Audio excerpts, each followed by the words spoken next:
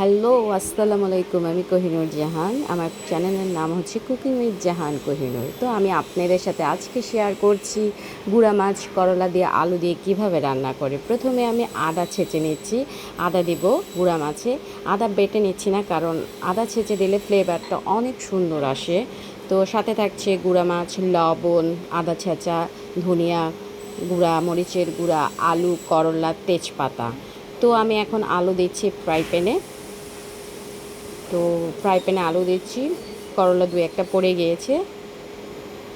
আলুটাকে ভালো করে মশলার সাথে খুব ভালো করে মাখিয়ে নিতে হবে। এমনভাবে মাখিয়ে নিতে হবে যেন আমার অর্ধেক রান্না এই আলু মানে মাখানোতেই হয়ে যায়। তো আমি আদা ছাঁচা দিয়েছি, লবণ দিয়েছি, স্বাদ মতো পেঁয়াজ দিবেন। আমি 3টে পেঁয়াজ দিয়েছি, পেঁয়াজ কুচি, তেজপাতা দিয়েছি, হলুদের গুঁড়া দিচ্ছি, মরিচের গুঁড়া দিচ্ছি। তো এখন ভালো করে এটা মাখিয়ে নিব। খাবার অপচয় করি না, এই জন্য একদম সুন্দর করে নিচ্ছি। এখন এটাকে সুন্দর করে মাখিয়ে নিচ্ছি। একদম আলুটাকে অনেক প্রেশার ক্রিয়েট করে মাখবো, যেন আমার পানিটা খুব কম ইউজ করতে হয় রান্নায়। অর্ধেক রান্না আমার মাখানোতে হয়ে যায়। তো আপনারা দেখতে পাচ্ছেন, আপনারা বাসায় ট্রাই করবেন। আদা ছেঁচা দিচ্ছি কারণ আদা ছেঁচাটা দিলে ফ্লেভারটা অন্যরকম আসে, একদম অনেক ভালো লাগে।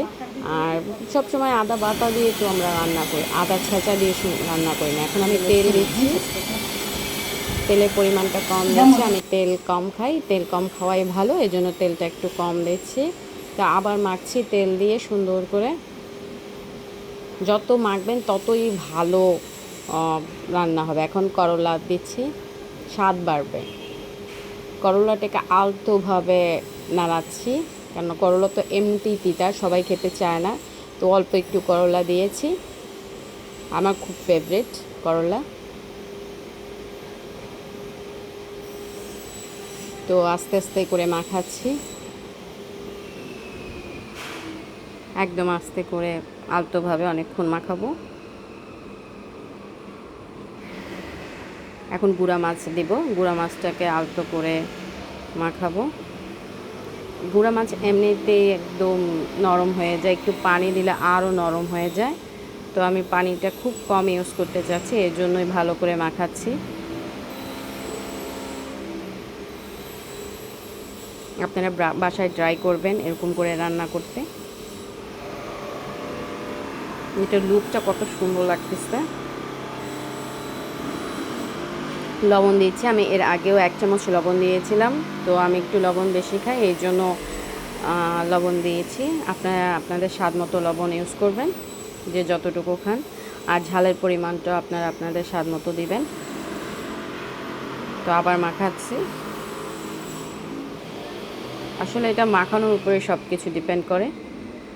যত ভালো মাখানো হবে ততই ভালো, মানে এটা ফ্লেভার বের হবে, স্বাদ হবে।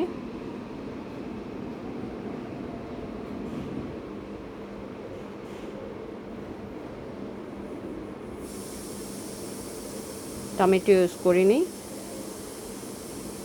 তো এখন কিছুটা পানি দিব, একদম তরকারির সাথে যেন একদম লেগে থাকে এরকম পানি দিব।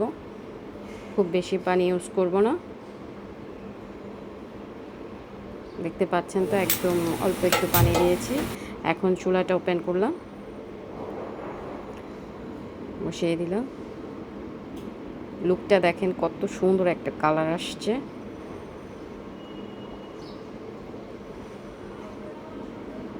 এখন এটা ঢেকে দেব।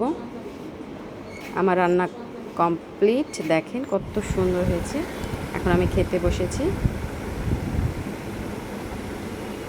এই হচ্ছে করলা গুঁড়া মাছ, করলা দিয়ে আলু দিয়ে গুঁড়া মাছ, আর সাথে আছে আমার গরুর মাংস। তো আমি এটাকে কি বলে, খাদা বলে না বাসন বলে, সেটাতে খেতে বসছি। থ্যাংক ইউ দেখার জন্য।